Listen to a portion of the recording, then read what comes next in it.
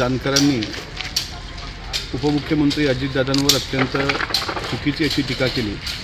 जानकरांना जर या गोष्टीची जाण नसेल, अजितदादांचं एक फार्म हाऊस बारामतीला आहे आणि तिथे 55 गाईचा अत्यंत सुंदर असा मुक्त गोठा आहे।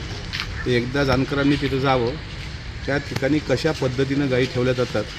दादांचा हा जन्मजातच त्या ठिकाणी पिंड शेतकऱ्याचा आहे आणि असं असताना जानकरांनी असं जर भाष्य केलं असेल तर मी दादांकडे विनंती करेल की त्या मुक्त गायी ज्या आहेत त्यांची शेण काढायला माणसं पाहिजेत, असं जागा खाली आहे असं मला कळलं। तर जानकरांच्या नावाची मी शिफारस करेल, कारण गाईचं शेण काढायला त्यांच्यासारखा उत्तम माणूस महाराष्ट्रात दुसरा कोणी नसेल असं माझं मत आहे।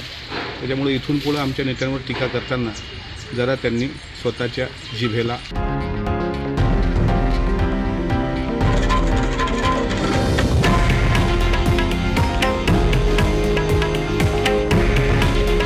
हे आहे देशातील नंबर 1 न्यूज नेटवर्क आणि आपण पाहत आहात TV9 मराठी। काळजी तुमची, हित महाराष्ट्राचं।